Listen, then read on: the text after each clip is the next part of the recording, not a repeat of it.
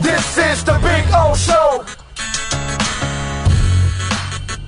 This is the Big O Show. Phil Montgomery, thank you, sir, for the love in the super chat. Let's forget about the D and instead enjoy the high power offense. It's been so long since we have enjoyed legitimate good offense. Tua for MVP. Now, Phil, thank you for this because you gave me a lead in to something I wanted to talk about.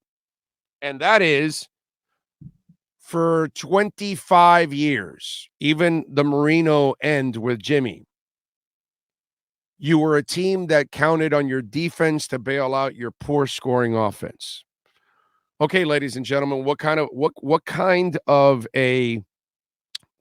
NFL is it today? Those of you that aren't old enough, this isn't the 90s. They're not running and running and running and running and 3 yards on a cloud of dust and this isn't the 50s or no. This is kind of what happened when the AFL came into existence. That the NFL would throw the ball, but running was still kind of the core. And then here came the AFL, and they opened the doors for the black athlete because back in the 50s in the NFL, they would only have 2 or 4 black athletes in each team. So the AFL was like, we want athletes. We didn't care where they came from. Boom. They got all the athletes from all over, from a lot of the black colleges. And guess what ended up happening? They opened up the offenses and they started throwing the ball a lot more. And then we ended up getting the Sid Gilmans and the Hank Strams lighting it up. Well, guess what? That's what this football has become in the last decade. It's kind of like the AFL resurgence. It's the resurgence of offense. The rules are geared to the offense, not to the defense. It's harder to play defense now than it ever has been. You got to hit them in the right spot. If you don't hit them in the right spot and it's too low, too high, you're done. Here's the penalty there. It's impossible to play defense. But that's because they want points, baby.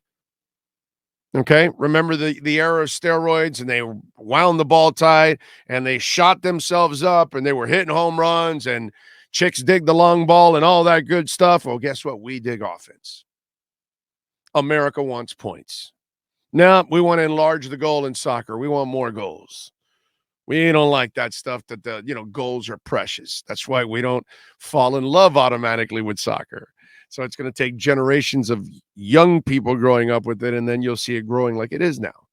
But we love offense. That's what we are as Americans. We love offense. We love entertainment, pizzazz. And what do the Dolphins have now?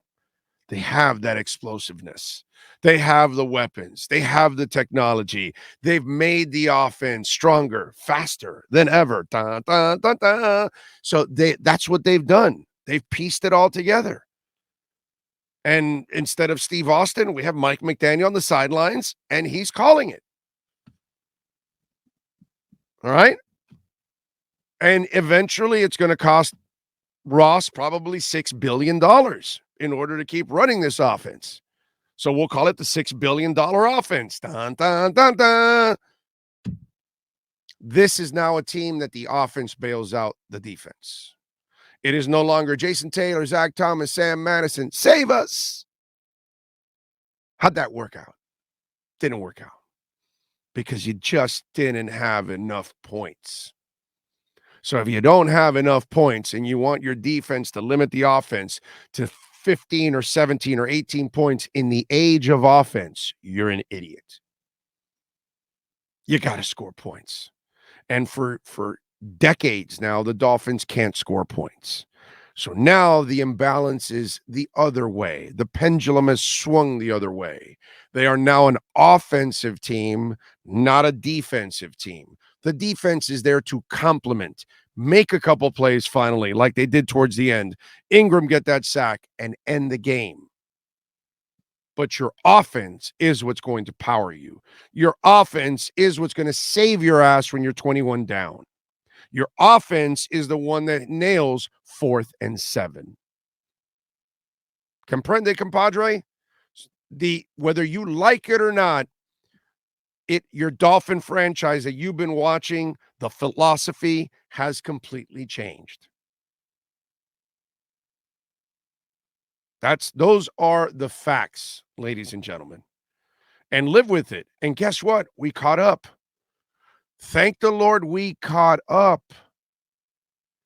We were so behind. Well, you watch the University of Miami.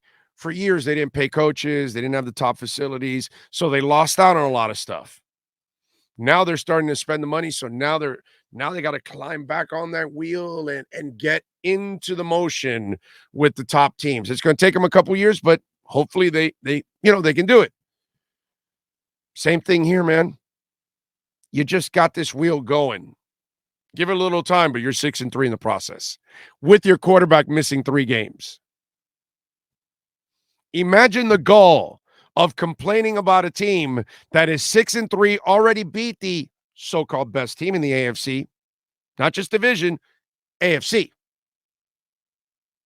Your starting quarterback is 6-0 every time he plays. I'm just wondering. You're complaining about a team that is 6-3, and they're only 6-3 because the quarterback was out for 3 games.